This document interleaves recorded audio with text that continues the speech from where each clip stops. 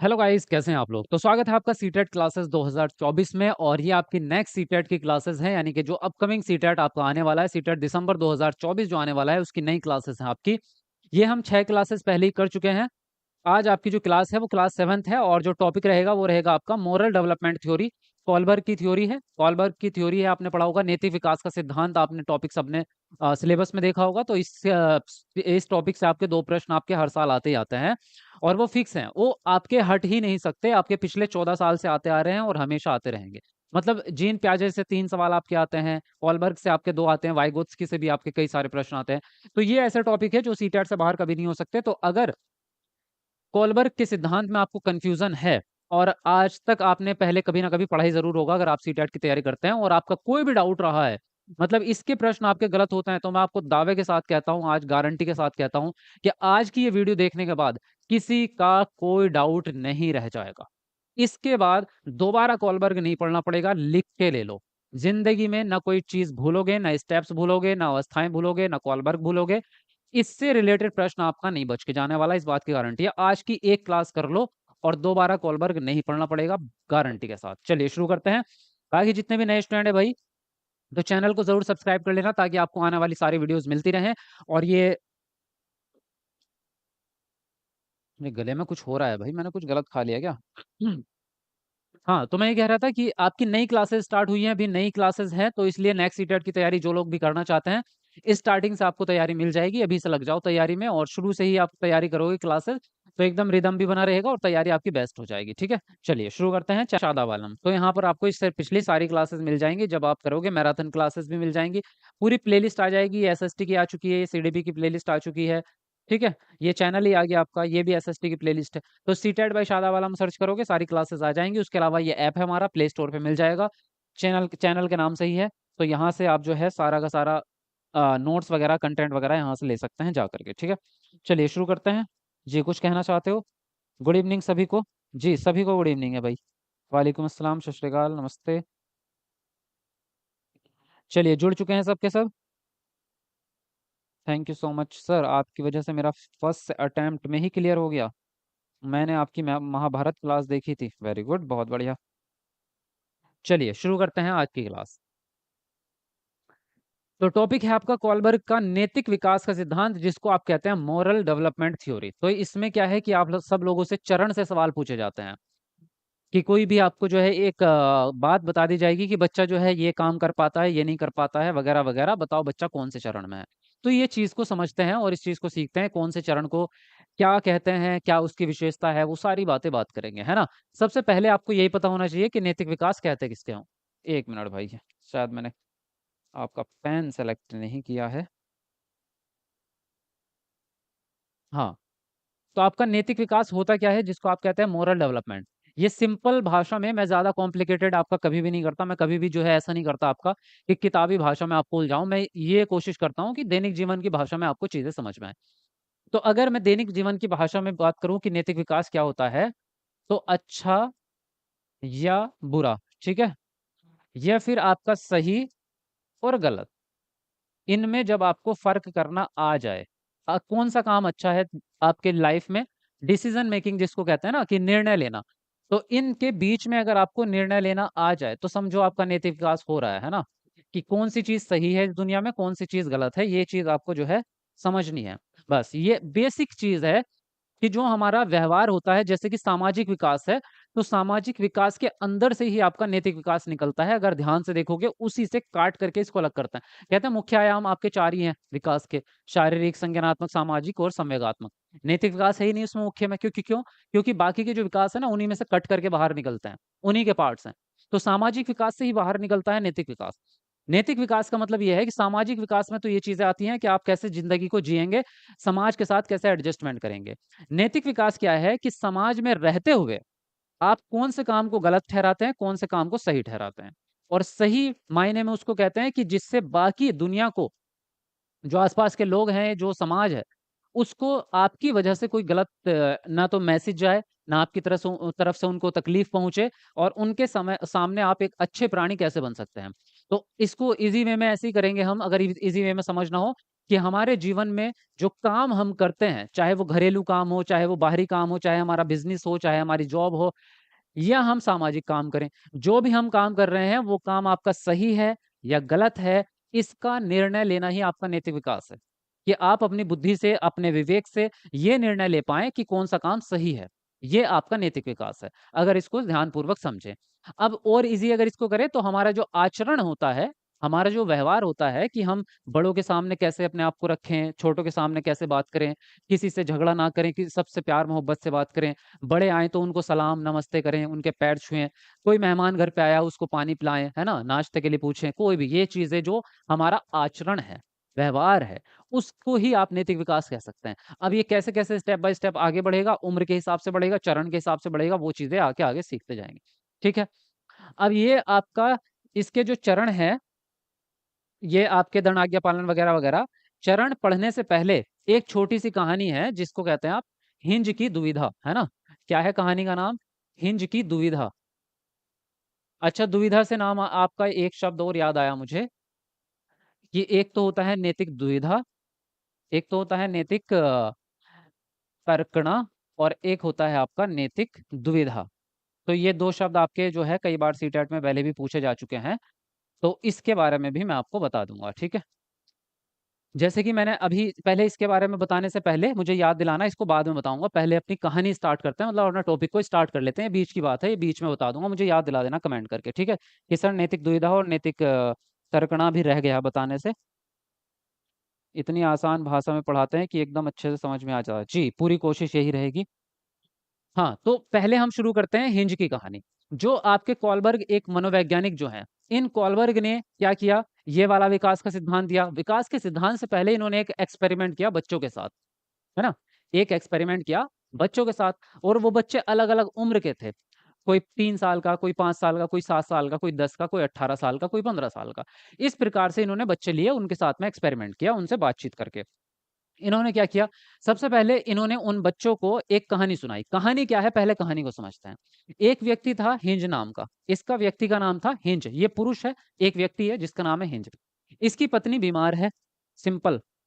कहानी आपने भले ही पहले सुन रखी हो लेकिन दोबारा सुन लो इसको ध्यानपूर्वक, क्योंकि कुछ ना कुछ ट्विस्ट आपको यहाँ पर मिलेगा। मेरी क्लास में हमेशा आपको नयापन आपको देखने को मिलेगा कुछ ना कुछ। तो हिंज जो नामक व्यक्ति है उसकी वाइफ़ बीमार है। अब उसको जो दवाई की ज़रूरत है, तो वो दवाई के लिए एक शॉप पे जाता है, एक दुकानदार के पास जाता है, मेडिकल स्टोर के ऊपर, ठीक है?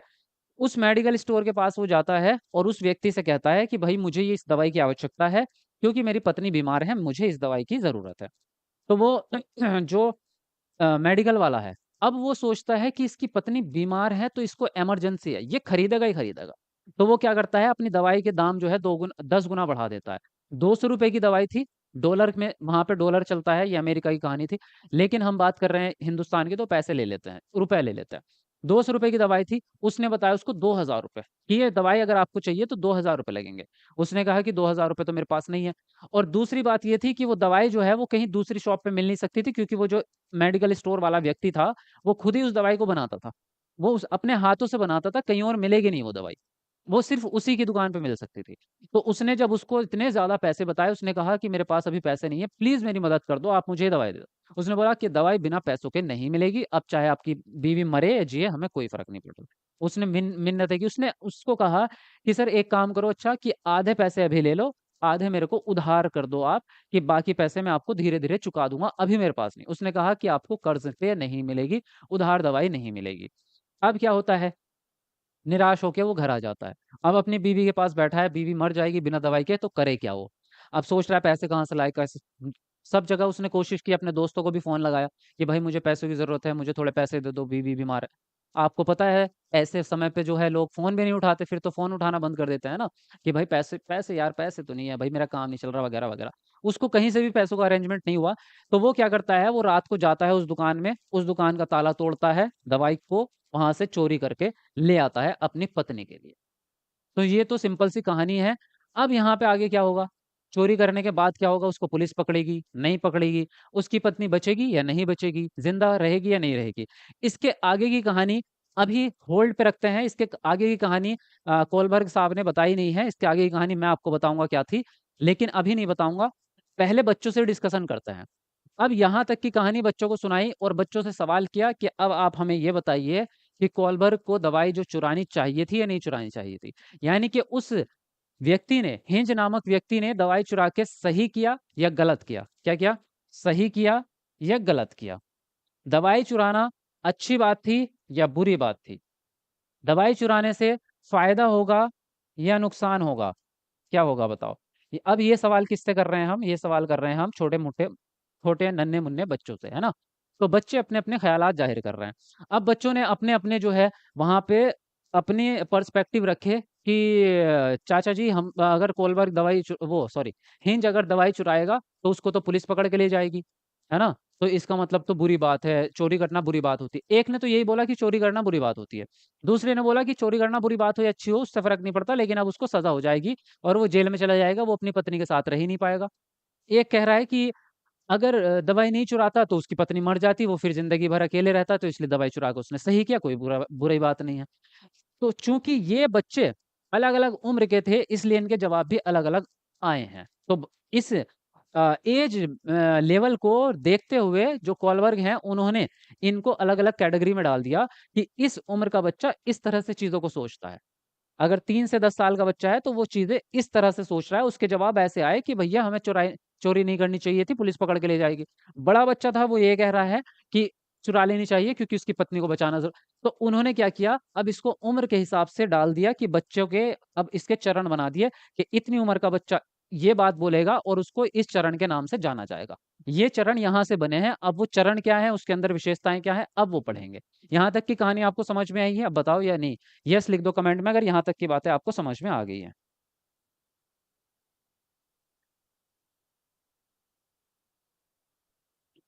हाँ जी, थैंक यू सर मेरा सीटेट क्लियर हो गया, वेरी गुड, बहुत बढ़िया। कांग्रेचुलेशन सभी को भाई, रिजल्ट आ चुका है। हाँ, ये बात आपकी है। रिजल्ट हमारा काफ़ी अच्छा रहा है, बच्चे पास बहुत अच्छे से हुए हैं। वीडियो को लाइक तो करते रहो, कंजूसी क्यों करते हो? मैं आपको इतनी मेहनत से पढ़ाता हूँ, इतनी अच्छी-अच्छी चीज़ें लाता हूँ, ब बढ़िया-बढ़िया, फिर भी आप लाइक नहीं कर रहे हो, हाँ? जल्दी से एक बार कमेंट को नीचे करके सब लोग लाइक कर दो, फटाफट से। 200 लाइक होने वाले हैं हमारे। चोरी करना बुरी बात है, नदी किनारे साँप है। हाँ, पहले वो बाद में करेंगे, पहले चरणों के हिसाब से समझते हैं। अब हमारी स्टार्ट होती है ये चरण। देखो अवस्थाओं की अगर बात करेंगे, तो 3 अवस्थाएँ होती हैं कोलबर्ग के सिद्धांत में और हर अवस्था में 2 चरण होते हैं। जैसे पहली अवस्था आपकी पूर्व पारंपरिक अवस्था जो 3 साल से 10 साल तक चलती है ना? उसके बाद दूसरी अवस्था जो आती है आपकी, वो आती है आपकी परंपरागत अवस्था जो 10 से 13 साल चलती है और तीसरी अवस्था आती है परापरंपरागत अवस्था जो 13 साल से लेके ऊपर की चलती है और आप देखेंगे कि हर अवस्था में 2 चरण हैं। इसमें भी 2 चरण हैं, इसमें भी 2 चरण हैं। तो चरण यानी कि स्टेप्स की बात करेंगे तो 6 चरण हैं, अवस्थाएँ आपकी 3 हैं। तो अभी अवस्थाओं को छोड़ देते हैं, चरणों पे चलते हैं क्योंकि चरण समझना हमारे लिए ज़्यादा जो चरण है वो ज़्यादा हमारे लिए स्टेप्स जिसको कह रहे हैं, उससे ही आपके सवाल बनते हैं ज़्यादा और स्टेप्स के हिसाब से ही आपके ये सॉल्यूशन मिलेगा आपको कि कौन बच्चा कैसे सोचता है ना? अब देखो चरण नंबर 1 पे आते हैं सबसे पहले। पहला चरण जो है उसका नाम है दंड और आज्ञापालन अभिविन्यास। इंग्लिश में कहते हैं पनिशमेंट एंड ओबीडियंस ओरिएंटेशन। इसमें क्या होता है, इसमें बच्चा जितने भी डिसीजन लेता है, जितने भी अपने काम करेगा, वो 2 कारणों से करता है। एक तो दंड से बचने के लिए, कि भई मुझे मम्मी मारेगी इसलिए मुझे जो है किचन में से जो है फ्रिज में से चॉकलेट नहीं खानी, मुझे मम्मी मारेगी, ये डर है उसको, है ना? वो ये काम नहीं करेगा। या दूसरा काम उससे अगर कोई पानी-वानी ज़मीन पे गिर गया है तो उसको एकदम साफ करेगा, अरे मम्मी आ गई तो मुझे मारेगी, है ना? तो बच्चा जो भी काम कर रहा है वो दंड की वजह से कर रहा है। यहाँ पे बच्चे को वो काम करने में मज़ा कुछ नहीं आ रहा, उसकी इच्छा नहीं है। भाई उसको भूख लगी है, फ्रिज में आइसक्रीम रखी है, छोटा बच्चा है, कैसे रोकोगे उसको? उसको रोकने का कोई साधन नहीं है। वो सिर्फ़ इसलिए रुका हुआ है, अंदर से तो उसके आ रहा है ना कि यार कब खाऊँ मैं? कब मिलेगी मुझे खाने को? लेकिन क्या है कि डर है।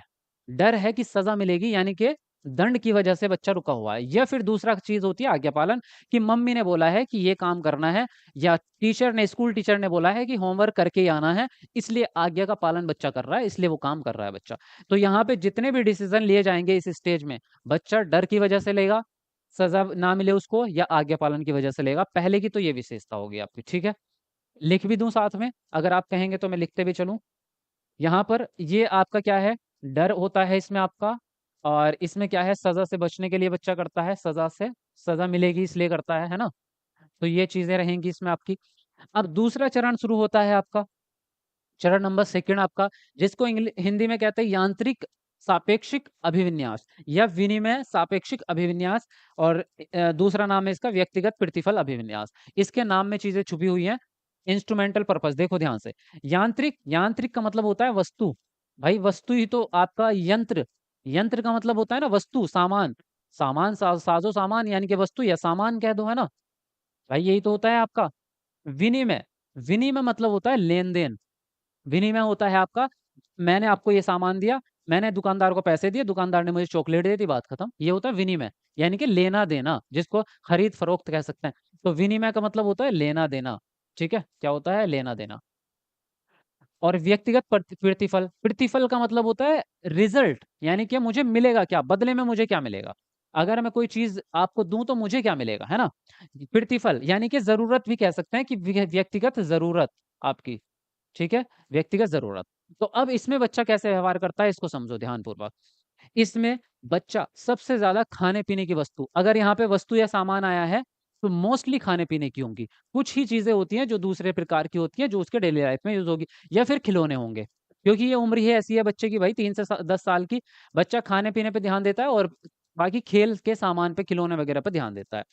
तो इसमें क्या होता है, इसमें लेन देन का मामला सबसे ज्यादा होता है। विनिमय नाम है ना इसका, यानी कि अगर मैंने आपको कुछ दिया है तो उसके बदले में आप मुझे कुछ दोगे तो नैतिक विकास कंप्लीट है, नहीं तो आप बुरे इंसान हो, फिर आप नैतिक विकास में अच्छे इंसान नहीं हो। मैंने आपको, अगर स्कूल में बच्चा है, मैंने आपको एक अपना पेंसिल दी आपको काम करने के लिए, आप मुझे अपना रेजर दे दो साफ करने के लिए, बदला, है ना। बच्चा खाना लेके आते हैं, जैसे टिफिन लेके जाते हैं स्कूल में। मान लीजिए मैं एक टिफिन लेके आया, मैं एक बच्चा हूँ, एक बच्चा टिफिन लेके आया, दूसरा बच्चा कुछ और टिफिन लाया, एक में भिंडी है, दूसरे में दाल चावल है। तो ये कहेगा थोड़ी सी भिंडी मैं तुझे दे देता हूँ, तू अपने टिफिन में से थोड़े से दाल चावल मुझे खिला दे। क्या है, लेन देन। अगर वो मना करते कि मैं तो अपने दाल चावल तुझे नहीं दूंगा, तो ये बच्चा बोलेगा मैं भिंडी भी नहीं दूंगा, तू भाड़ में जा फिर। जब तक बदले में कुछ नहीं मिलेगा तब तक बच्चा कुछ नहीं देगा। तो इस एज में या इस स्टेज में, इस चरण में बच्चे को जब तक बदले में कुछ नहीं मिलेगा तब तक आपको कुछ नहीं देगा। ये होता है आपका इसमें, आपका यांत्रिक विनिमय अभिविन्यास में। अब देखो इसमें, देखो ये फोटोज मैंने लगाए हैं, इनके हिसाब से समझो बात को। देखो इसमें क्या है, इस वाले चित्र में अगर आप देखोगे, यहाँ इस बच्ची के पास में जो है खाने की चीज है, इस बच्ची के पास में खाने की चीज है। इसका भाई इससे मांग रहा है, भाई मेरे को भी थोड़ी सी खाने को दे दो, मुझे भी भूख लगी है ना, मांगते हैं चिज्जी दे दे मुझे। तो ये मना कर रही है, क्यों मना कर रही है, क्योंकि इसको पक्का पता है जब इसके पास कुछ है ही नहीं तो ये मुझे देगा क्या है ना। भाई उसको साफ दिख रहा है इसके पास कुछ नहीं है, मेरे पास प्लेट भरी हुई है, मैंने अगर इसको दे भी दिया तो मुझे क्या मिलेगा, इसके पास तो कुछ है ही नहीं। देखो इसके पास कुछ है ही नहीं तो वो मना कर रही है। यहाँ पे कंडीशन में क्या है इस वाली में, कि यहाँ पे इसके पास भी खाने को है, इसके पास भी खाने को है। अब ये इसको खिलाएगी तो इसको पता है भाई उसके पास भी चीज है, वो मुझे खिला देगी, यानी कि आदान प्रदान पूरा हो गया, लेन देन पूरा हो गया। लेन देन पूरा हो गया, कहानी आपकी पूरी हो जाती है। अब देखो भाई ये वीडियो कैसे चलेगी, ये एक वीडियो है, क्यों नहीं चल रही है। अच्छा मैंने ये सेलेक्ट किया हुआ है, इसलिए नहीं चल रही है ना। अब चलेगी, ये क्यों नहीं चल रही है भाई। ये एक वीडियो थी, ये वीडियो लगी हुई है, ये चल क्यों नहीं रही। अच्छा अब चली है, देखो। अब देखो ध्यान से, देखो इसने इसको वो दिया, बिस्किट दिया ना इस बच्ची को, किसी ने। तो उसने बदले में क्या दिया, अपनी बोतल दे दी। अब उसमें दूध दूध है या जूस है जो भी है। देखो इसमें आपका क्या दिखा हमें साफ सुथरा, कि बच्ची को अगर आप कुछ दे रहे हैं, है ना, बच्ची को अगर आप कुछ दे रहे हैं तो वो बदले में आपको अपना सामान दे देती है, क्योंकि उसको यही आता है। यही उसका नैतिक विकास है इस चरण में। इस एज में उसका नैतिक विकास इतना ही है कि भाई कोई मुझे कोई चीज देगा तो मैं बदले में उसको अपनी चीज दूं, है ना। इसको ही नैतिक विकास माना जाता है इस उम्र में। तो ये आपको यहाँ तक की बात समझ में आ गई। दूसरा चरण होता है आपका यांत्रिक सापेक्षिक अभिविन्यास। ठीक है जी, चलो आगे बढ़ते हैं। चलिए अब आगे आते, मैं एक बार आपकी कमेंट चेक कर लूँ यार, बहुत देर से कमेंट नहीं देखी, कभी कुछ पूछ रहे हो आप और मैं आगे ही बढ़ते चले जाऊं, है ना। बदले की भावना लेना देना होता है। अरे बदले की भावना नहीं, बदला तो वो हो गया ना कि मारना चाह रहे हैं आप उसको किसी ने, आप वो नहीं है, ये बदला नहीं है, लेन देन अलग चीज होता है। हम्म, ठीक है ठीक है, सही चल रहा है आपका। यस लिख दो यार एक बार कमेंट में, अगर आपको बातें मेरी अच्छी समझ में आ रही है, क्लास अच्छी लग रही है, तो यस लिख दो ताकि मुझे पता चलता रहे। अब देखो चरण नंबर 3 आता है आपका, जिसका नाम है अच्छा लड़का अच्छी लड़की अभिविन्यास। मैं लास्ट में ना आपको ये ट्रिक बता दूंगा कि किस तरह से आपको सारी चीज याद करनी है। मैं आपको याद करवा के भेजूंगा आज क्लास से आप बिना याद करे नहीं जाएंगे। ये सिर्फ आपको, ये बाद में नहीं याद करना आपको, अभी मैं क्लास के अंदर ही आपको याद करवा के भेजूंगा कि कौन से चरण में क्या विशेषता होती है, क्या आपका जो है कौन से गुण होते हैं, वो सारी चीजें। तीसरे नंबर पे आता है आपका गुड बॉय गुड गर्ल। इसमें क्या होता है, इसके नाम से जैसे आपको पता चल रहा है अच्छा लड़का अच्छी लड़की, इसमें लड़का हो या लड़की हो, जो भी बच्चा है वो अपने आप को अच्छा प्रेजेंट करने की कोशिश करता है दूसरों के सामने, कि दूसरे लोग मुझे अच्छा समझे, ऐसे मैं काम करूं। यानी कि जैसे घर पे कोई आई है, मौसी चाची जो भी आई है आपकी, तो एकदम क्या करता है बच्चा, पानी लेके आता है, उनके पैर छूता है ना, खाने को भी पूछता है। उसको कोई फर्क नहीं है कि मैं उसकी सेवा करूं, वो अंदर वाला भाव नहीं है, सिर्फ उसके लिए नैतिक विकास वही है कि मैं अगर ऐसे करूंगा तो मेरी चाची या फूफा या जो भी वो आए हैं वो मुझे अच्छा समझेंगे, कि देखो कितना अच्छा बच्चा है, और वो बोल भी देते हैं, अरे कितना प्यारा बच्चा है, कितना अच्छा बच्चा है, देखो कितना अच्छे से पानी लेके आया है ना, नमस्ते कर रहा है हमें। तो ये क्या है कि इसमें जो भी काम बच्चा करता है वो दूसरों की खुशी के लिए करता है, यानी कि दूसरे उससे क्या उम्मीद करते हैं उसको पूरी करने की कोशिश करता है, वो दूसरे की अपेक्षाओं को पूरा करने की कोशिश करता है, ठीक है। दूसरों की इच्छाओं को या अपेक्षाओं को पूरा करने की कोशिश करता है बच्चा इसमें, अपेक्षाओं को पूरा करने की कोशिश करता है, ठीक है। और अच्छा बनने की कोशिश करता है, सीधी बात है, अच्छा बनने की कोशिश करता है, यानी कि दूसरों की नजर में अच्छा बनने की कोशिश इसमें बच्चा करता है, अब जो भी काम करेगा। अब फिर आता है आपका यहाँ पर चौथे नंबर का चरण, जिसको कहते हैं कानून एवं व्यवस्था अभिविन्यास। अब बच्चा थोड़ा सा और बड़ा हो गया, 10 से 13 के बीच में है बच्चा, ये याद रखना। कानून और व्यवस्था अभिविन्यास, इसका दूसरा नाम है सामाजिक व्यवस्था अभिविन्यास। जैसा कि आपको इसके नाम से समझ में आ रहा है, लॉ एंड ऑर्डर। इसमें बच्चे का नैतिक विकास या बच्चे का डिसीजन जो होता है वो ये होता है कि समाज में सभी को कानून का पालन करना चाहिए, चाहे वो सामाजिक नियम हो, चाहे वो हमारे संविधान वाले हो, किसी भी प्रकार के जो कानून बना हुआ है, जो नियम बने हुए हैं, वो समाज की भलाई के लिए हैं। तो हमें समाज की भलाई के लिए सभी को सभी को क्या करना चाहिए, कानून का पालन करना चाहिए, है ना। बच्चा समझता है कि सभी को कानून का पालन करना चाहिए, कानून या नियम, ताकि सामाजिक व्यवस्था बनी रहे। तो इसमें क्या होता है, कानून या नियम का पालन करने पर जोर देता है बच्चा कि पूरे समाज में, अब चाहे नुकसान हो रहा है फायदा हो, उससे कोई फर्क नहीं पड़ रहा। इस अवस्था में बच्चा ये कहता है चोरी नहीं करनी चाहिए, क्योंकि चोरी करना गलत होता है, दंडनीय अपराध है, कानूनी अपराध है ना, कानून है ना कि चोरी करना नहीं चाहिए आपको। अगर आप चोरी करेंगे तो आप क्या माने जाएंगे, अपराधी माने जाएंगे। इसलिए आपको नहीं करनी है चोरी। तो आपको ये सभी के लिए है। अब चाहे आपकी बीवी मर जाए, उससे उसको कोई फर्क नहीं पड़ रहा, आपका कोई नुकसान हो जाए, उससे कोई फर्क नहीं पड़ रहा। उसका कहना यह है कि भैया सभी लोग सामाजिक नियम का पालन करो, चाहे स्थिति आपकी परिस्थिति कोई भी हो, कोई भी परिस्थिति हो, आपको नियमों का पालन करना ही पड़ेगा। इसी से हमारा समाज सुचारू रूप से चलता है। वरना अगर लोग जो है अपने खुद के फायदे के लिए अगर कानून तोड़ते जाएंगे तो हमारी सामाजिक व्यवस्था भंग हो जाएगी। तो ये मानना होता है इस चरण में बच्चे का। अब आपको चौथा चरण पता चल गया। अब नेक्स्ट पे आते हैं, आगे बढ़ते हैं। देखो नेक्स्ट है आपका चौथा चरण, सॉरी पांचवा चरण, सामाजिक अनुबंध अभिविन्यास। दूसरा है आपका सामाजिक अधिकारिता अभिविन्यास, मतलब इसका दूसरा नाम है अधिकारिता। अब इसमें एक शब्द आता है आपका कॉन्ट्रैक्ट या अनुबंध। अनुबंध को ही इंग्लिश में कॉन्ट्रैक्ट कहते हैं। इस शब्द से ही इसका पूरा नियम आपको समझ में आ जाएगा। कैसे आएगा समझो। जब हम कोई कॉन्ट्रैक्ट करते हैं तो उसमें दो पार्टी होती हैं। जैसे कि मान लीजिए आप जमीन खरीदते हैं तो उसमें भी कॉन्ट्रैक्ट होता है आपका। एक पार्टी बेचने वाली, एक पार्टी लेने वाली, उनके बीच में लिखित पढ़त होती है, कॉन्ट्रैक्ट होता है आपका। आप कहीं रेंट पे रहने जाते हैं, मान लीजिए आप शहर में स्कूल मतलब कहीं कोचिंग कोचिंग पढ़ने आए हैं, तो वहाँ पे आप रेंट पे रूम लेते हैं, तो आपका जो मकान मालिक होता है और आप होते हैं, आपके बीच में एक कॉन्ट्रैक्ट साइन होता है कि भाई आप उस पे लिखते हैं कि 2 कमरे हैं और इत वाले फ्लोर पे हैं, उसमें एक बाथरूम है, ये चीज़ें हैं, ये हम आपके हवाले करते हैं और आप पर मंथ हमें इतने रुपए देंगे, है ना? और वो एक टाइम लिमिट के लिए कि 11 महीने के लिए आप ही रह सकते हैं। और उसमें कानून में नियम भी लिख दिए जाते हैं कि इसमें आपके अधिकार क्या रहेंगे, हमारे क्या रहेंगे। आपके अधिकार ये है कि आप इसका यूज़ कर सकते हैं, यहाँ पे रह सकते हैं, और आपका अधिकार है कि आप इसको जैसे भी मॉडिफ़ाई करना चाहें कर सकते हैं, लेकिन आप इसमें तोड़-फोड़ नहीं कर सकते। ये आपका अधिकार नहीं है। आप इस पे कील नहीं ठोकेंगे बहुत ज्यादा, दीवार पे पेंट आप अपनी मर्जी से नहीं कराएंगे, हमसे पूछ के कराएंगे, आपको ये अधिकार नहीं है। तोड़ फोड़ करने का आपको अधिकार नहीं है। तो जब आपका कॉन्ट्रैक्ट होता है तो बात होती है आपकी किसकी? अधिकारों की, यानी कि व्यक्तिगत अधिकार की बात होती है। ठीक है। अब व्यक्तिगत अधिकार दोनों ही पार्टीज के होते हैं, उसके भी और मेरे भी। तो इसी बात से समझ जाओ, अब जब आप समाज में रहना स्टार्ट आप कर रहे हैं, तो समाज के साथ आपके अधिकार होते हैं कि समाज में अगर मैं रह रहा हूं तो मेरा पर्सनल मेरा अधिकार क्या होगा, है ना? भाई मेरा भी तो कुछ अधिकार है ना कि मैं समाज में रहता हूँ। तो मेरे को ऐसा नहीं कि कोई बाकी लोग मेरे से बात ही नहीं कर रहे। मैं दुकान से सामान खरीदने जा रहा हूँ, वो कह रहा है तू हमारी समाज का है नहीं, तू निकल, तेरे को सामान नहीं मिलेगा। भाई मेरे को अधिकार चाहिए ना अपने समाज में रहने का। तो इसमें व्यक्ति या बच्चा जो है वो व्यक्तिगत अधिकार की बात करता है। और वो सिर्फ अपनी नहीं, वो कहता है समाज में जो लोग भी हैं सभी को उनका पर्सनल अधिकार मिलना चाहिए, उन सभी को उनका व्यक्तिगत अधिकार मिलना चाहिए।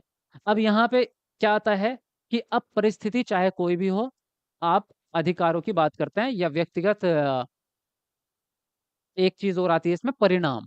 परिणाम भी आता है इसमें। जैसे एक तो व्यक्तिगत अधिकार आ गया, व्यक्तिगत अधिकार के अंदर ही आता है आपका परिणाम, कि अगर किसी चीज का परिणाम आपका अच्छा है या बुरा है, ये चीज भी इसके अंदर ही आती है आपकी, कि जो आप काम करने जा रहे हैं, जो एक्शन आप लेंगे, जो भी आपका नैतिक कार्य है, उसका परिणाम क्या होगा। जैसे फॉर एग्जाम्पल समझो, एग्जाम्पल से बात समझ में आती है। आप क्या कर रहे हैं, एक एम्बुलेंस लेके जा रहे हैं, उसमें आपके फैमिली मेंबर है, कोई बीमार है, और आपको हॉस्पिटल पहुंचना है। अब आपके सामने रोड पे क्या है, रेड सिग्नल आता है ना? तो आप क्या करते हैं, आपको रुकना पड़ेगा वहां पे। लेकिन अब यहाँ पे आप डिसीजन ये लेते हैं कि अगर हमने गाड़ी को रोका तो व्यक्ति पीछे बीमार है, वो मर भी सकता है, क्योंकि हम अगर ऐसे रोक रोक के जाएंगे तो हम लेट पहुंचेंगे हॉस्पिटल, उसका इलाज नहीं होगा, मर जाएगा। दूसरा तरीका आपके पास यह है कि भैया उसकी जान अगर आपको बचानी है तो आप सिग्नल तोड़ दो, रेड लाइट तोड़ दो, और उसको जंप करके आप जा सकते हैं। तो जब भी ऐसा कभी होता है एम्बुलेंस में, अगर इस प्रकार का व्यक्ति होता है कि वो क्रिटिकल कंडीशन में मरने वाला, तो एम्बुलेंस आपकी रेड लाइट को तोड़ देती है, या आपने जनरली देखा होगा, है ना? एम्बुलेंस को रास्ता दे दिया जाता है कि रेड लाइट है, तब भी आप रेड लाइट को तोड़ करके हॉस्पिटल पहुंच जाएं। क्यों? क्योंकि उसका परिणाम एक तो अच्छा है, इसका जो परिणाम होगा वो अच्छा होगा कि आपका व्यक्ति जो है वो बच जाएगा। दूसरी चीज, उस व्यक्ति का अधिकार है जीवित रहना, कि उसकी जान बचे, ये उसका अधिकार है। तो यहाँ दोनों ही चीजें आती हैं। एक तो व्यक्ति अपने अधिकार की बात करता है, दूसरी बात करता है कि अगर किसी काम का परिणाम अच्छा है, अगर काम का परिणाम अच्छा है लेकिन वो काम गलत है, तो उस काम को कर दो। जैसे कहते हैं ना, अगर झूठ बोलने से किसी का फायदा हो तो झूठ बोल देना चाहिए। अगर झूठ बोलने से किसी का भला हो रहा है तो बोल दो। हालांकि झूठ बोलना गलत काम है, लेकिन उसका परिणाम अच्छा हो रहा है तो बोल दो। तो वही सेम चीज है, अगर किसी काम का परिणाम अच्छा हो रहा है तो आप उस काम को कर सकते हैं, भले ही वो जो है कानूनी तौर से गलत काम हो। तो ये आपका पांचवें चरण में पहुंचने के बाद है। लेकिन अगर आप चौथे चरण में होते तो आप क्या कहते हैं, नहीं नहीं, परिमाण परिणाम से हमें कोई मतलब नहीं है, कोई मरे जिए, किसी का फायदा हो नुकसान हो, कोई नहीं, नियम मान्य है, नियम सर्वोपरि है। अगर आप चौथे चरण में होते, लेकिन आप थोड़े से बड़े हो गए, पांचवें चरण में आ गए, तो अब आपको ये समझदारी आ गई कि भाई उसका परिणाम भी हमें देखना है। तो यहाँ तक की बातें आपको समझ में आई हैं क्लियरली? अगर समझ में आ रही हैं तो यस लिखते रहो कमेंट में। अच्छा मुझे बताओ कि आप कंफ्यूज तो नहीं हो रहे, बिल्कुल बातें समझ में आ रही है ना? यस लिख दो कमेंट में जल्दी से।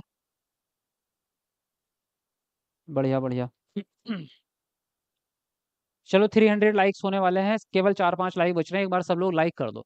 कमेंट को नीचे करके वीडियो लाइक कर दो, आपके लिए बहुत मेहनत करता हूँ। देखो अभी से क्लास स्टार्ट की है, पूरी मेहनत करूंगा आपके साथ में, सारा सीटेट भी आपका पास करवाऊंगा।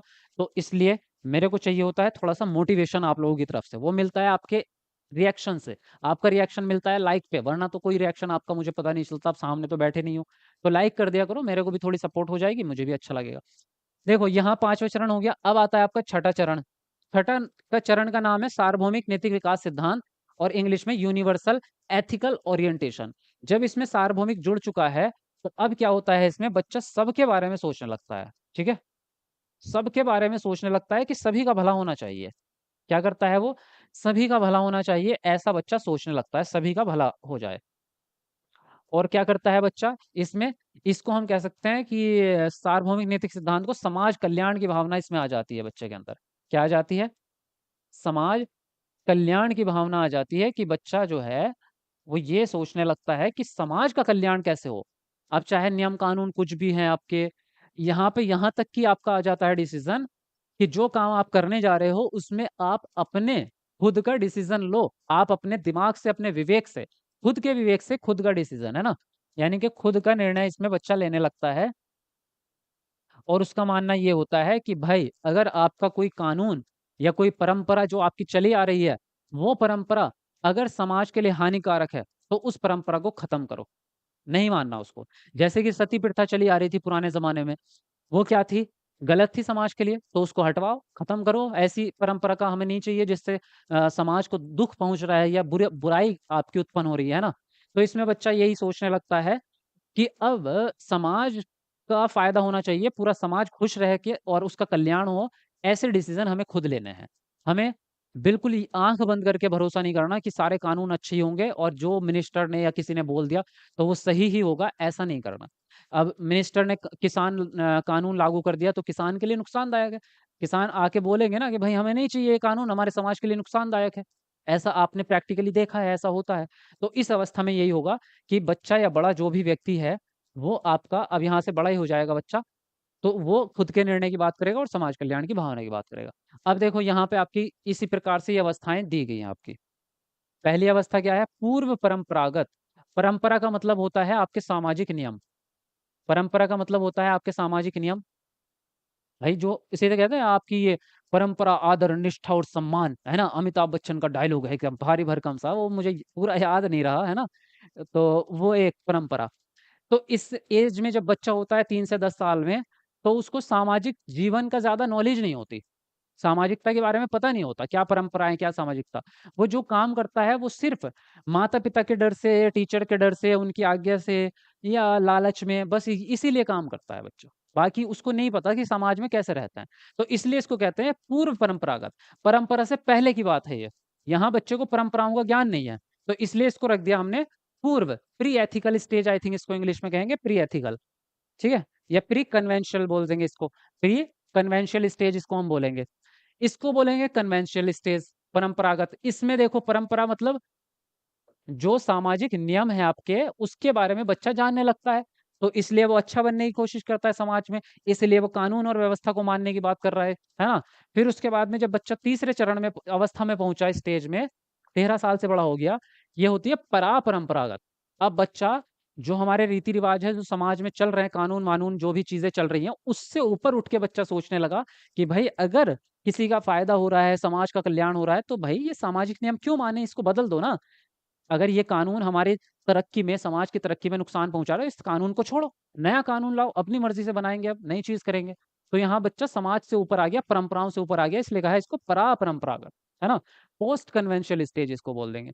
तो ये कहानी आपको समझ में आ गई है भई यहाँ तक की, है ना? हाँ जी। 97 आज तो रिज़ल्ट डिक्लेयर हो गया, मेरा क्लियर हो गया। मदीना, वाह! बहुत बढ़िया 97 नंबर, वेरी गुड।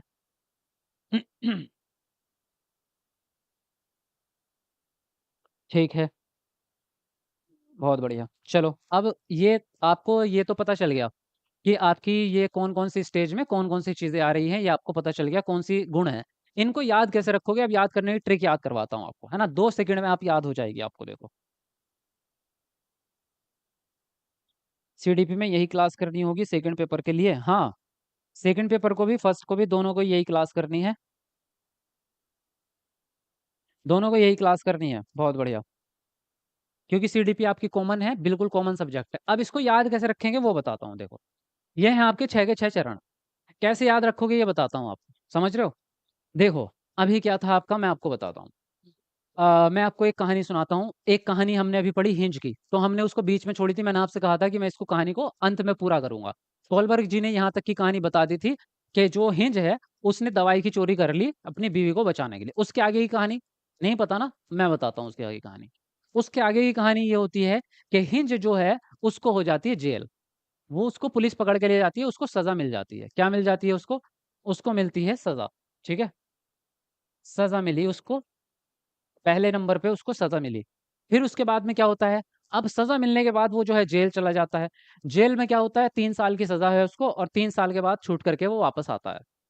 जब वो वापस आता है तो एक सिंपल सा लॉजिक है, आप सबने देखा होगा मूवीज़ वग़ैरह में कि जब कोई व्यक्ति जेल जाता है तो उसका जो भी सामान होता है वो जेलर जमा कर लेता है अपने यहाँ पे अपने पास और जब वो छूटता है वहाँ से जेल से, तो उसको वो सामान वापस कर दिया जाता है। तो हिंज ने क्या किया, हिंज ने वो सामान वापस लिया और फिर जेल से बाहर आ गया। तो क्या किया उसने, हिंज ने सामान लिया, ठीक है। क्या इस पे स्क्रीन पे कुछ बैठा है मच्छर वच्छर? सामान लिया, ठीक है। पहले उसको सजा मिली, जेल गया, जेल से आने के बाद उसने अपना सामान उठाया और वापस आ गया। अब वापस आने के बाद जो है भाई, जब जेल में व्यक्ति जाता है तो फिर अब अच्छा बन गया वो भी। मतलब अच्छा क्या, उस अच्छा ही था, बस उसको क्या करा, वो जेल में गया था तो बाद में क्या हुआ, वो जब वहां से निकलता है, कोई भी जेल से बाहर व्यक्ति निकलता है तो अच्छा बन के निकलता है। इसलिए वो भी क्या बन गया आपका, अच्छा बन गया, ठीक है। व्यक्ति जो है वो हिंज नामक व्यक्ति आपका अच्छा बन गया जब वापस आया। और अच्छा बनने के बाद क्या करेगा, वो समाज में रहने लगा। क्या करा उसने, समाज में रहने लगा, ठीक है। समाज में रहा, कानून को मानकर, है ना। कानून को मानकर जो है, कानून का पालन करके कह सकते हैं हम। कानून का पालन करके वो समाज में रहने लगा, ठीक है। पहले उसको सजा मिली, उसके बाद में जेल गया, जेल से अपना सामान वापस लिया, वहां से वापस आया और अब अच्छा इंसान बन चुका है। अब वो समाज में रहने लगा फिर से, समाज में रहा कानून के हिसाब से। अब क्योंकि भैया दोबारा जेल थोड़ी जाना है, अब एक बार तो कानून तोड़ा तो जेल गया, अब दोबारा तो नहीं जाना, उसको नहीं जाना। तो उसने क्या किया, वो समाज में कानून के हिसाब से रह रहा है कि अब मैं कानून मान के रहूंगा। जब वो कानून मानने लगा और अच्छा इंसान बन चुका है और सोसाइटी में आ गया, उसने कहा कि मेरे को व्यक्तिगत अधिकार चाहिए। भाई वो भी तो कहेगा कि मैं भी इंसान हूँ, मुझे अधिकार दो। क्योंकि अगर आप आसपास के लोग उससे ये कहेंगे ये तो जेल में गया था, ये तो कैदी है, इसको तो भैया आसपास भी मत आने देना, बच्चे उसके पास जा नहीं रहे, कोई उसके साथ बात नहीं कर रहा है ना, हुक्का पानी उसका बंद कर दिया, कोई दुकान से उसको सामान नहीं दे रहा, तो ऐसा नहीं चलेगा ना। भाई व्यक्ति अब अकेले तो नहीं रह सकता ऐसे कुड़ कुड़ के, है ना। तो उसने कहा समाज में लोगों से मुझे व्यक्तिगत अधिकार चाहिए, भाई मैं अब अच्छा इंसान बन चुका हूँ, जो सजा मिली थी वो काट ली, तो अब मेरे को अधिकार तो दे दो। तो अब उसने क्या किया, उसने मांगा आपका व्यक्तिगत अधिकार, ठीक है। व्यक्तिगत अधिकार मांगा उसने। व्यक्तिगत अधिकार मांगने के बाद इस पे मैं चाहूँ तो नंबर भी डालते रहो आप, है ना।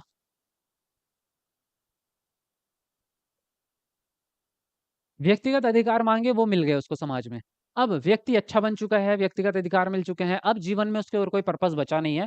उसने सोचा जो बाकी का जीवन है वो मैं समाज कल्याण में लगाऊंगा, जो मेरा कॉलोनी है, जो मेरा गांव है, देश है, उसकी ही फायदे के लिए मैं बाकी जीवन जीऊंगा। जो भी काम करने हैं समाज सेवा में करूंगा, क्योंकि मेरे जीवन में अब कुछ बचा नहीं है, तो समाज कल्याण में मैं अपना जीवन लगाऊंगा। तो फिर लास्ट में क्या करा उसने, समाज कल्याण। क्या कहा उसने, समाज कल्याण। अब ये कहानी आपको समझ में आ गई है हिंज के आगे तक की? अगर कहानी समझ में आ गई है तो बेटा पूरा सिद्धांत आपको याद हो चुका है। कैसे, नंबर एक, सजा मिली। नंबर एक चरण है आपका दंड और आज्ञा पालन। दंड और आज्ञा पालन में क्या होता है आपका, बच्चा सजा से बचने के लिए ही सारे काम करता है, आज्ञा पालन से करेगा या सजा से बचने के लिए करेगा। दूसरी चीज, यांत्रिक सापेक्षिक अभिविन्यास में हम क्या बात कर रहे थे, लेन देन होता है, और किस चीज का होता है लेन देन, सामान का लेन देन होता है, लेकिन किस चीज का होता है, सामान का होता है, ठीक। सेकंड नंबर पे। तीसरा चरण क्या है हमारा, अच्छा लड़का अच्छी लड़की, कोशिश करता है बच्चा अच्छा बनने की। क्या करता है, अच्छा बनने की कोशिश करता है। चौथा चरण है कानून और व्यवस्था विन्यास, क्या करता है बच्चा, सभी को कानून का पालन करना चाहिए। कर दिया उसने, कानून का पालन, समाज में रह रहा है, कानून के हिसाब से रह रहा है। पांचवा नंबर, सामाजिक अनुबंधन अभिविन्यास कॉन्ट्रैक्ट। इसमें क्या करता है, व्यक्तिगत अधिकार मांगता है बच्चा, लो मांग लिया उसने भी व्यक्तिगत अधिकार। छठा चरण है सार्वभौमिक नैतिक सिद्धांत। बच्चा क्या करता है, समाज कल्याण की भावना आ जाती है, समाज के बारे में सोचता है, लो इसने भी सोच लिया। खेल खत्म, पैसा हजम। बताओ मजा आया कि नहीं आया, मजा आया कि नहीं आया। बस आपको कहानी याद रखनी है। पहली अवस्था ये याद रख लो, हिंज को सजा मिली, उसने सामान लिया, अच्छा बन गया, समाज में रहने लगा, व्यक्तिगत अधिकार मांगा, समाज कल्याण की भावना उसके अंदर आ गई। चरण आपके एकदम स्टेप बाय स्टेप एक एक नंबर मिल जाता है। पहला ही है आपका दंड और आज्ञा पालन, वहां पे बच्चे को क्या मिल रहा है, सजा। यानी कि सजा से बचने के लिए या आज्ञा पालन की वजह से वो काम कर रहा है। दूसरा यांत्रिक सापेक्षिक अभिविन्यास, वस्तु का लेन देन, सामान का लेन देन होगा। लालच बच्चे के अंदर इसमें भी रहता है आपका, इसमें क्योंकि बच्चे को क्या है, लालच है कि मैं आपको ये चीज दे रहा हूँ, मुझे भी मिलनी चाहिए। अगर मैं कोई काम कर रहा हूँ, मम्मी ने बोला जल्दी जल्दी पढ़ाई खत्म करो उसके बाद में चॉकलेट मिलेगी, तो बच्चा क्या करता है, पढ़ाई करता है लालच में कि मुझे चॉकलेट मिलेगी। लेन देन है लेकिन लालच वाला ही है। तीसरे नंबर पे, अरे यार ये ना मच्छर मक्खी बैठ जाते हैं बोर्ड पे, अपने आप इसको चलाने लग जाते हैं। देखो, ये फिर आ गई मक्खी, ये फिर आ गई। हाँ, फिर उसके बाद में आपका अच्छा लड़का अच्छी लड़की, उसमें तो अच्छा ही बनेगा, दूसरों की अपेक्षाओं पर खरा उतरने की कोशिश करेगा, दूसरों की अपेक्षाओं के बारे में सोचेगा, ठीक है। उसके बाद में आपका चौथे नंबर पे कानून व्यवस्था, तो समाज में बच्चा कहता है कि सभी को कानून का पालन करना चाहिए। जो पांचवें चरण पे अनुबंधन आ जाता है, बच्चा व्यक्तिगत अधिकार मांगता है और अच्छा बड़ा परिणाम देखता है कि अगर किसी काम का परिणाम अच्छा है तो उस काम को कर देना चाहिए। छठे चरण पे सार्वभौमिक नैतिक समाज कल्याण की भावना आ जाती है। बात खत्म हो गई आपकी। अब बताओ, इसमें कुछ बचा है आपको याद करने के लिए? जी। सर मैं लालची नहीं था, पर उसके बाद मैं लालची हो गया। किसके बाद लालची हो गया आप बताओ। हाँ, अच्छा अच्छा अच्छा, मुझे अब याद आया, फिल्म का, आशिकी फिल्म का डायलॉग मार रहे हो बेटा। हाँ हाँ, वो कहता है ना कि मुझे जीने का लालच नहीं है।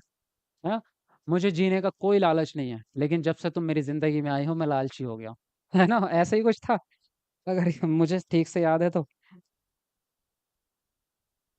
जी। चलो, अब ये आपको याद हो चुका है और अब हम बात करेंगे इसके प्रश्नों की। पहले इसके अब कुछ प्रश्न मैं आपको देता हूँ, वो प्रश्न आप सॉल्व करेंगे कि आपको समझ में आई है बात या नहीं आई है। और उससे पहले सब लोग वीडियो को लाइक करो जल्दी से, 400 लाइक होने वाले हैं। जल्दी से एक बार कमेंट को नीचे करके वीडियो लाइक करो सब लोग। 4-5 लाइक बच रहे 400 होने में, जल्दी पूरे कर दो फटाफट से। चलिए आगे बढ़ते हैं। हम्म। एक बार मेरा भी मैसेज देखिए स्वीटी कुमारी, अभी देखते हैं। पहले ये क्वेश्चंस कर लेते हैं, उसके बाद सारी बातें ही करेंगे फिर उसके बाद। देखो, प्रश्न है आपका यहाँ पर। अमरजीत नियमों को स्थिर मानता है और इस बात की अनुशंसा करती है कि सभी को इन नियमों का अनुसरण करना चाहिए, चाहे उनके व्यक्तिगत स्थिति किसी भी प्रकार की क्यों ना हो। लॉरेंस कॉलबर्ग के नैतिक विकास के सिद्धांत के अनुसार अमरजीत इस समय किस अवस्था में है? आज्ञाकारिता और दंड, दूसरा है यांत्रिक उद्देश्य, तीसरा है अच्छा लड़का अच्छी लड़की, चौथा है कानून और व्यवस्था। तो बताएंगे कौन सा ऑप्शन आपका सही होगा। ओबीडियंस, पनिशमेंट, इंस्ट्रूमेंटल या good boy good girl, law and order. बताओ कौन से में है बच्चा, फटाफट से लिखो अपना आंसर।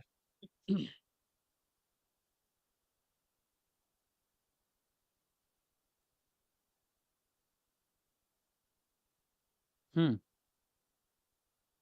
देखो, तो यहाँ पे साफ सुथरा दिख रहा है, नियमों को स्थिर मान रहा है और कह रहे हैं कि सभी को इन नियमों का अनुसरण करना चाहिए, सभी को इन नियमों का पालन करना चाहिए। तो सीधी बात है, कानून और व्यवस्था। चौथे चरण में बच्चा कहता है कि सभी को कानून का पालन करना चाहिए, फोर्थ स्टेज आपका। ठीक है, आगे देखते हैं। लोरेंस कॉलबर्ग के अनुसार किस स्तर पर व्यक्तिगत आवश्यकताओं की संतुष्टि नैतिक चयन को निर्धारित करती है?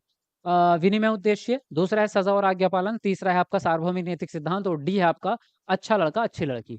तो बताओ कौन सा ऑप्शन आपका सही होगा। चलिए फटाफट अपना आंसर लिखेंगे आप। और ये क्लास आपकी डेली 9 बजे होती है भाई, तो जितने भी नए स्टूडेंट आज है टाइम नोट कर लो, डेली 9 बजे आपको लाइव आना है, ठीक है। 9 PM लाइव आएंगे आप। चाहे आपके पास नोटिफिकेशन आए या ना आए, आप चैनल पे विजिट करके देखेंगे कि आई है नोटिफिकेशन।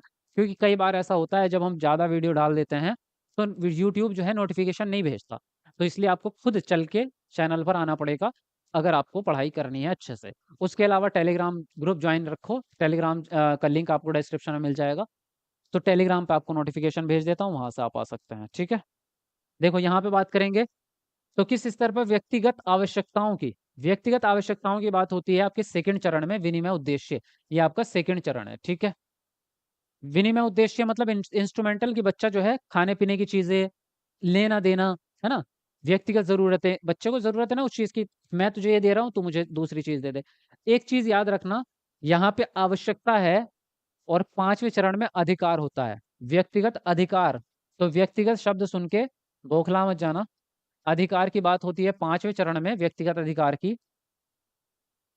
और यहाँ पर बात चल रही है इच्छा की या आवश्यकता की। व्यक्तिगत आवश्यकता या इच्छा आएगी तो इसका मतलब है आपका सेकंड चरण। तो फर्स्ट ऑप्शन यहाँ पर आपका राइट हो जाएगा। नेक्स्ट है आपका, कॉलबर्ग के अनुसार नैतिक विकास के पूर्व पारंपरिक स्तर की क्या विशेषता है? पहला ऑप्शन है इस बात पर ध्यान कि सांस्कृतिक कारक और नैतिक विकास को कैसे प्रभावित करते हैं। दूसरा है नियमों का पालन या अवज्ञा अच्छे या बुरे परिणामों पर निर्धारित होती है। यहाँ पे एक शब्द छूट गया है, यहाँ है अच्छा, ठीक है। अच्छा या बुरे परिणामों पर निर्धारित निर्धारित होती है। तीसरा है आपका, व्यक्ति अपने कार्यों के परिणामों पर ध्यान केंद्रित करने के बजाय दूसरों की अपेक्षाओं को बनाए रखने का प्रयास करता है। फोर्थ है आपका, स्वयं चुने हुए नैतिक सिद्धांतों का पालन जो सार्वभौमिक है। बताइए कौन सा ऑप्शन आपको ठीक लगता है यहाँ पर? जल्दी से अपना आंसर लिखेंगे आप। बीएड 2024 से 26 वाले दिसंबर का सीटेट एग्जाम देंगे? बिल्कुल देंगे। अगर आपका एडमिशन हो गया है तो आप सीटेट का एग्जाम देंगे सब लोग, ठीक है? जिनका भी एडमिशन हो गया है।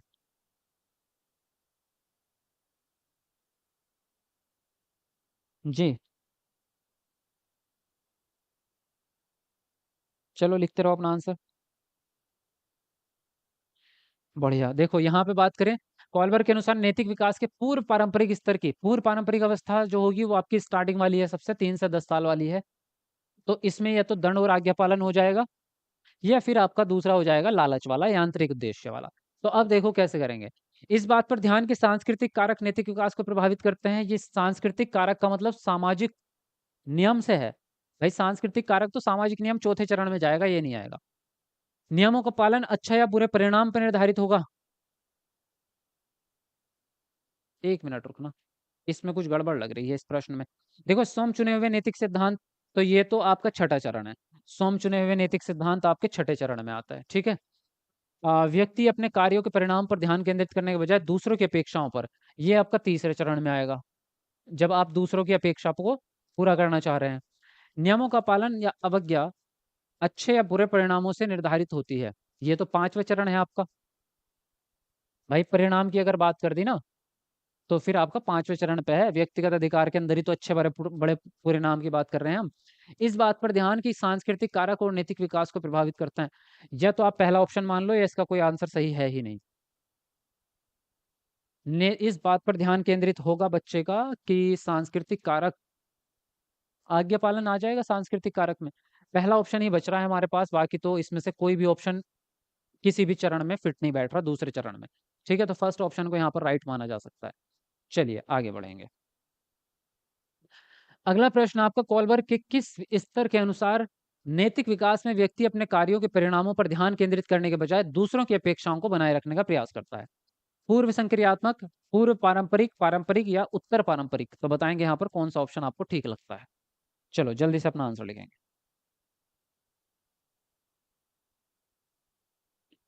हाँ जी। बस मुझे पता नहीं था आज क्लास होगी, अभी नेट ऑन किया। अच्छा।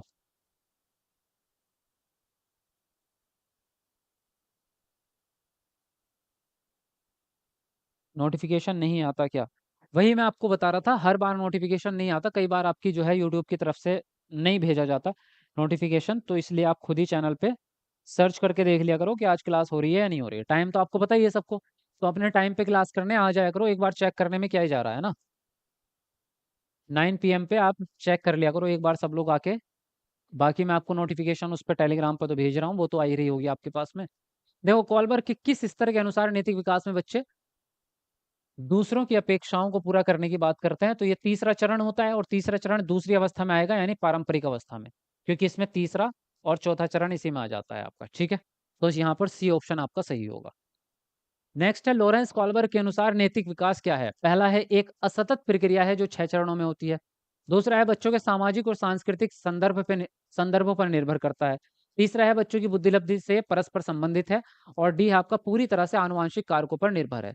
चलिए बताएंगे कौन सा ऑप्शन यहाँ पर आपका सही होगा।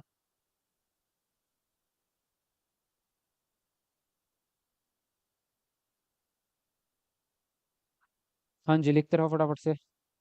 डेली क्लास लीजिए प्लीज, आपकी क्लास से पढ़ाई करते हैं तो मन लगता है। अच्छा, बहुत बढ़िया। डेली ही होगी अब क्लास, आप टेंशन मत लो।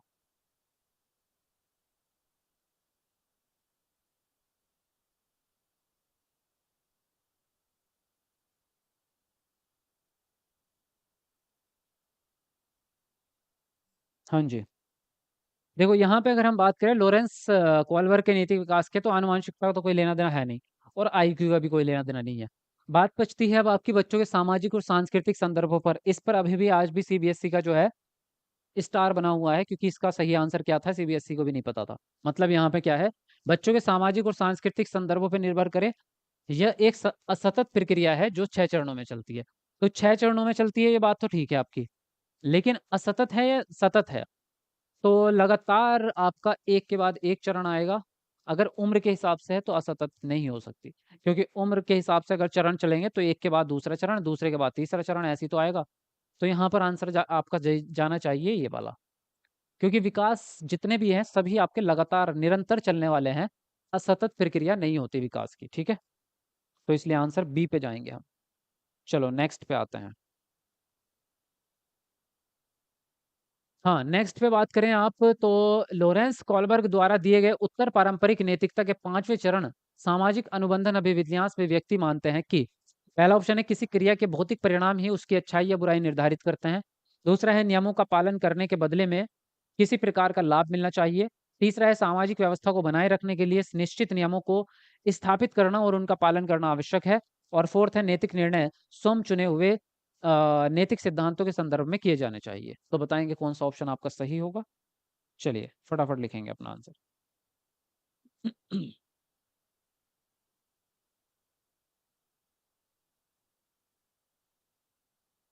हाँ जी, चलो लिखो जल्दी जल्दी अपना आंसर लिखो। बहुत बढ़िया।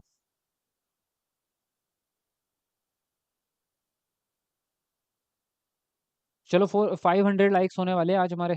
बहुत बढ़िया, 500 लाइक्स होने वाले, जल्दी से कर दो सब लोग मिलके। कमेंट को नीचे करके वीडियो लाइक कर दो सब लोग जल्दी से, 500 के बाद ही आज क्लास खत्म करेंगे, है ना। देखो लॉरेंस कॉलबर्ग द्वारा पूछ रहा है सामाजिक अनुबंधन अभिविन्यास। तो ये चरण कौन सा हो गया आपका? पांचवा चरण हो गया, इतना तो आपको पता चल गया, नाम की पहचान होगी आपको।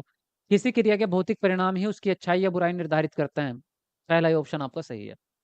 कोई किसी क्रिया को हम अच्छा माने या बुरा माने, किसी काम को अच्छा माने या बुरा माने, उसका परिणाम क्या है उससे डिसाइड होगा। अगर उसका परिणाम अच्छा है तो ठीक है, वो काम ठीक है आपका।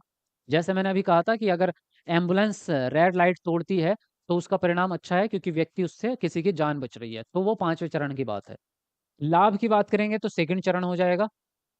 सामाजिक व्यवस्था की बात करेंगे तो चौथा चरण हो जाएगा। और स्वयं चुने हुए निर्णय की बात करेंगे तो छठा चरण हो जाएगा। तो आंसर राइट होता है आपका पहला ऑप्शन, ठीक है। चलो क्लास खत्म करते हैं यहीं पर। सिद्धांत आपको समझ में आ गया होगा। बताओ मुझे कमेंट करके कैसी लगी क्लास। मजा आया पढ़ने में या नहीं आया? थैंक यू सर, आपकी वजह से मेरा सीटेट क्वालिफाइड हो गया। चांदनी सिंह बहुत जबरदस्त। हमारा रिजल्ट इस बार भी तगड़ा रहा है, बहुत बच्चे पास हुए, हमारे भर भर के बच्चे पास हुए हैं। कुछ बच्चे रह गए हैं जो लास्ट में जुड़े होंगे या मिस्टेक कहीं ना कहीं हुई होगी। तो मैं सभी से यही कहना चाहूंगा, जितने भी नए स्टूडेंट है भाई हमारे साथ में जुड़ जाओ, अगर सीटेट आपको निकालना है। और अभी से जुड़ना, अभी से लगातार जुड़ना आप साथ में, ठीक है। सब लोग क्लास रेगुलर करना और नोट्स पढ़ लेना, तो आपका सीटेट निकल जाएगा। दो चीज़ें कर लेना बस, क्लासेस देखते रहो, नोट्स पढ़ते रहो। नोट्स कहाँ पढ़ने हैं? नोट्स मिलेंगे आपको ऐप पर। ऐप ये है, अभी ऑफर भी चल रहा है भाई, आज जिसको भी नोट्स लेने हैं जाके ले लो अभी। थोड़ा सा रात तक रहेगा इस पर, आधे पैसे में मिल रहे हैं नोट्स, तो जाके ले सकते हैं आप सब लोग। एस से टीचर अकेडमी प्ले स्टोर पे आपको ऐप मिल जाएगा हमारा। इस पे 50% का डिस्काउंट कर रखा है। 400 वाले नोट्स अब आपको 200 रुपये में मिल रहे हैं, फर्स्ट पेपर के भी सेकंड के भी। तो जाके जिसको भी फायदा उठाना है भाई उठा लो अभी। रात के 12 बजे तक ऑफर आपका जारी है आज। तो जिसको नोट्स लेने होंगे वो जाके ले लो फटाफट से, ठीक है। क्लास कब होती है? और क्लास और अभी स्टार्ट नहीं की है। सिर्फ आपका जो है ये एक ही क्लास 9 बजे चल रही है। अब मैं स्टार्ट करूंगा आपका, क्योंकि अभी तो हम रिजल्ट का भी इंतजार देख रहे थे। अब आपकी 2-3 क्लास चला करेंगी, 7 बजे, 8 बजे, 9 बजे, इस तरह से। तो अब क्लास बढ़ेंगे, मैं आपको टाइम टेबल बता दूंगा। और एक स्ट्रेटजी वाली वीडियो बताऊंगा, बनाऊंगा मैं कि क्या क्या हमारा पैटर्न रहेगा तैयारी करने का। वो मैं आपको बना दूंगा एक वीडियो, ठीक है।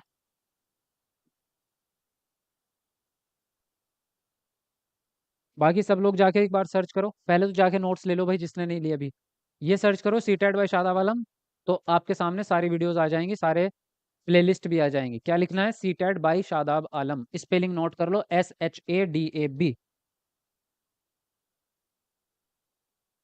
जी। कुछ छोटा तो नहीं है नोट्स में? नहीं नहीं, पूरे कंप्लीट नोट्स हैं, कुछ छोटा नहीं है। बाकी मैं आपको और भी अपडेट देते रहूंगा, जैसे जैसे आप साथ में तो आप जुड़ ही जाएंगे। तो जो भी नई चीज़ें आपकी आया करेंगी वो मैं आपको ऐसे ही फ्री में दे दिया करूंगा। जो नोट्स ले लेंगे उनको वो चीज़ उसमें मिलती रह गई। आपकी कृपा से मेरा सीटेट निकल गया, बहुत आज मुझे मज़ा आ गया भाई। बहुत बच्चे पास हुए हैं, हमारे तो भर भर के बच्चे पास हुए हैं, मुझे बहुत मजा आया आज। मजा आ गया भाई, आप लोगों ने मतलब कमाल कर दिया भाई आप लोगों ने। पूरे सीटेट की तो मुझे गारंटी नहीं है भाई कि बाकी पूरा सीटेट का रिजल्ट कितना आया, कम आया है, बहुत ज़्यादा नहीं है। पिछले साल से तो ज़्यादा है, लेकिन हमारे स्टूडेंट ने धमाल मचाया है। मुझे अपने चैनल पे भरोसा है, जो हमारे साथ में जुड़ता है वो मजा मचाता ही है। बाकी ये है भाई कि जिन लोगों का नहीं हुआ, क्योंकि बहुत सारे लोग ऐसे हैं जिनका नहीं भी हुआ, तो अभी निराश होने की ज़रूरत बिल्कुल नहीं है। 4-5 महीने की बात है, दोबारा सीटेट निकालो। नेक्स्ट मंथ आपका सीटेट आ जाएगा नोटिफिकेशन। तो अब तैयारी में लग गए हम लोग, आप भी लग जाओ, तो तैयारी करेंगे और इस वाला सीटेट में बढ़िया करके करेंगे, ठीक है।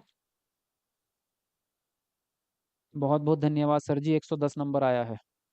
शुद्धांशु, बहुत बढ़िया।